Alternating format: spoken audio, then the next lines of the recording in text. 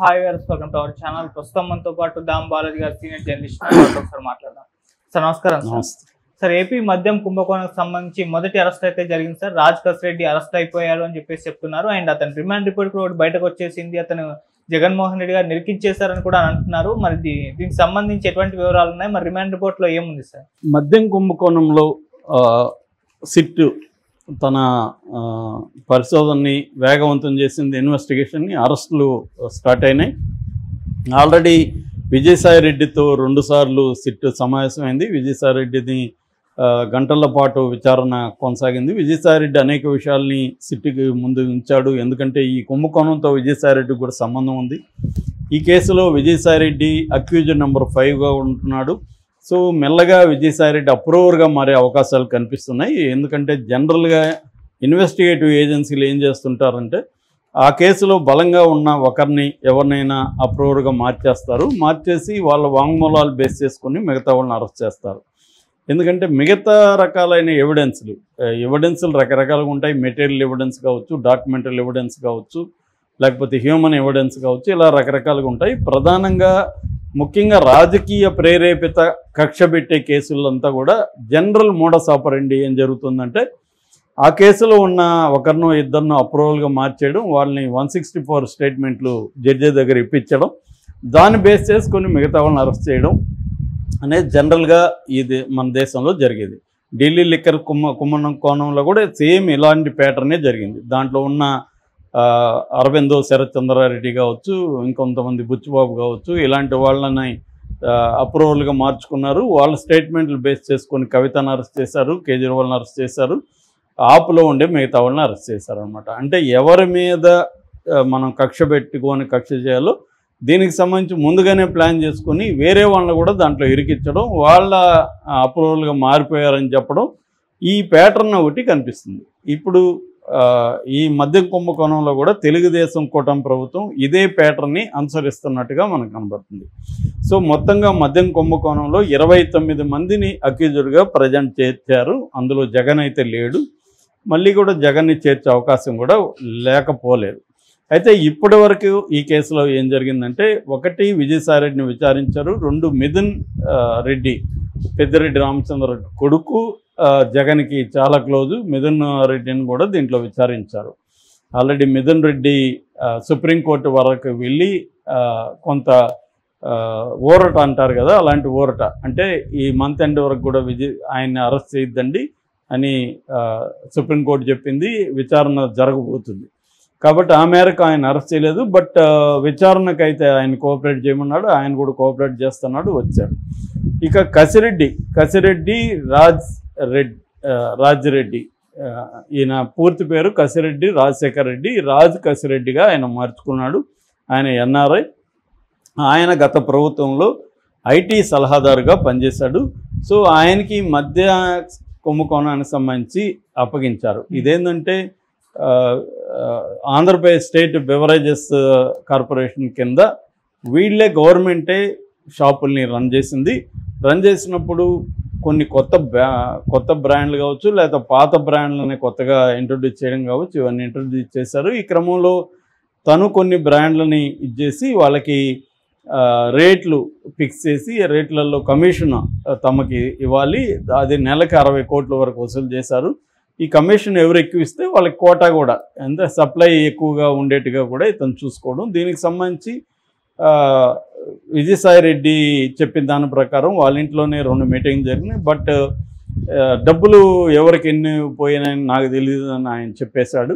So ఇప్పుడు ఆయన ఇచ్చిన ఇన్ఫర్మేషన్ పెట్టుకొని కసిరెడ్డిని అరెస్ట్ చేశారు. కసిరెడ్డి కోర్టుకి వెళ్ళాడు కానీ ఆయనకి ముందస్తు బెయిల్ దొరకలేదు. సుప్రీంకోర్టుకి వెళ్ళాడు కానీ సుప్రీంకోర్టులో కూడా ఇంకా విచారణకు నోచుకోలేదు. దాంతో ఆయన్ని ప్రెజర్ చేయడానికి వాళ్ళ నాన్నని తీసుకుపోయి విచారించారు, వాళ్ళ ఇండ్ల మీద దాడులు చేశారు. ఇవన్నీ చేయడంతో కసిరెడ్డి రాక తప్పలేదు. ఆయన దుబాయ్ నుంచి హైదరాబాద్కి వచ్చాడు. విచారణకి కోసమే ఆయన వచ్చినప్పటికి కూడా ఆయన్ని శంషాబాద్ ఎయిర్పోర్ట్లో పట్టుకొని తీసుకెళ్లారు. దాదాపు 12 గంటల పాటు అర్ధరాత్రి 3 దాకా చేశారు, మళ్ళీ మార్నింగ్ చేశారు. 12 గంటల పాటు ఆయన విచారించారు.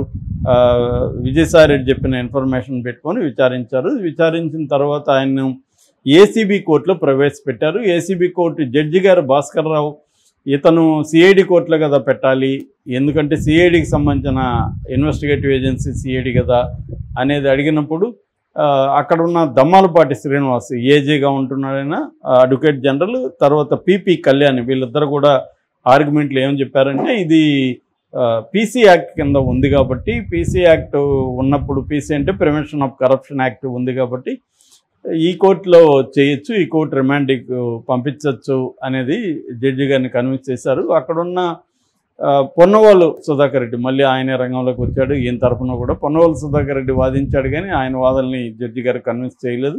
ఎందుకంటే ఇది బిగినింగ్లో ఎఫ్ఐఆర్లో పీసీ యాక్ట్ పెట్టలేదు, ఓన్లీ రిమాండ్ రిపోర్ట్లు తీసుకొచ్చారు అనేది ఆయన మెమోలో పెట్టలేదు అనేది ఆయన చెప్పాడు. దాన్ని కూడా వీళ్ళు కన్విన్స్ చేశారు. దొమ్మాలపాటి శ్రీనివాసులు మేము మెన్షన్ చేశాము అవినీతి జరిగిందని, అంతవరకు చాలు, సెక్షన్ ఇప్పుడైనా పెట్టచ్చు, అదేమీ ప్రాబ్లం కాదని చెప్పారు. జడ్జి గారు కూడా వీళ్ళ వాదనతో కన్విన్స్ అయ్యి కసిరెడ్డికి 13 రోజులు శిక్ష కాదు రిమాండ్ విధించారు. ఇప్పుడు కసిరెడ్డిని కూడా కస్టడీకి తీసుకోవడానికి కూడా కస్టడీ పిటిషన్ను కూడా పోలీసులు వేసే అవకాశం కనిపిస్తుంది సిట్ అధికారులు.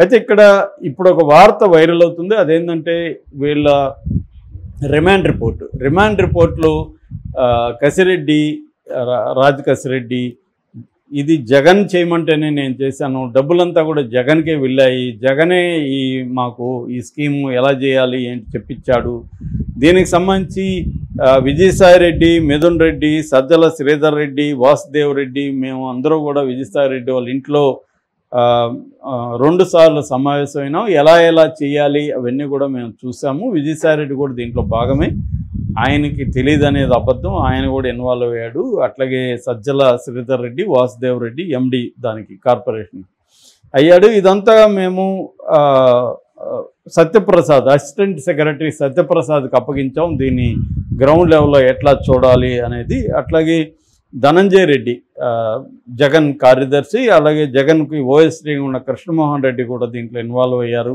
ఇవన్నీ ఆయన చెప్పాడు, కన్ఫెషన్ రిపోర్ట్లో డీటెయిల్గా చెప్పేశాడు. సో జగన్ని ఇరికిచ్చేశాడు అనే వార్తలు అయితే వస్తున్నాయి.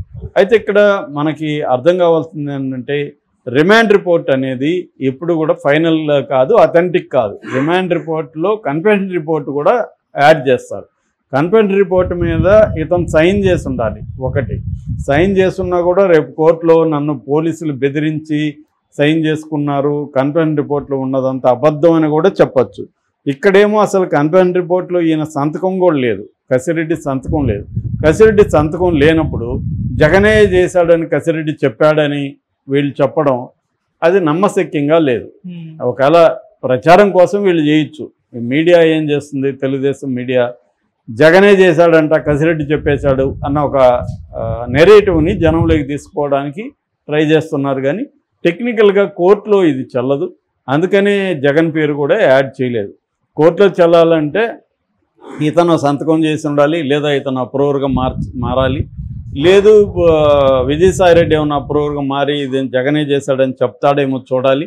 ఎందుకంటే అతను కూడా నర్మగర్భంగా దీంట్లో బిగ్ బాస్ కూడా ఉన్నారు అన్న యాంగిల్లో ఆయన మాట్లాడారంటే విజయసాయిరెడ్డి మెల్లమెల్లగా జగన్ని జైలుకి పంపించే కార్యక్రమంలో విజయసాయిరెడ్డి ఇన్వాల్వ్ కాబోతున్నాడు అన్న హింట్ అయితే వస్తుంది. ఎందుకంటే విజయసాయిరెడ్డి బీజేపీలోకి వెళ్ళబోతున్నాడు, విజయసాయిరెడ్డి గవర్నర్ ఇవ్వబోతున్నారు అని వార్తలు వస్తున్న నేపథ్యంలో ఊరికే ఇవ్వరు కదా, క్విడ్ ప్రోకో అంటారు. ఎప్పుడైనా కూడా విజయసాయిరెడ్డి కేసుల నుంచి విముక్తి కలిగించి బీజేపీలోకి తీసుకొని విజయసాయిరెడ్డి గవర్నర్ పోస్ట్ ఇవ్వాలంటే విజయసాయిరెడ్డి వాళ్ళకి ఏదో ఇవ్వాలి కదా, ఆఫర్ అనేది చేయాలి. అదేం చేస్తాడు? జగన్కి యాంటీగా విజయసాయిరెడ్డి అనేక కేసుల్లో చంద్రబాబుకు అనుకూలంగా విజయసాయిరెడ్డి మారితేనే విజయసాయిరెడ్డి కేసుల నుంచి విముక్తి ప్లస్ పదవులు ఈ 2 వస్తాయి.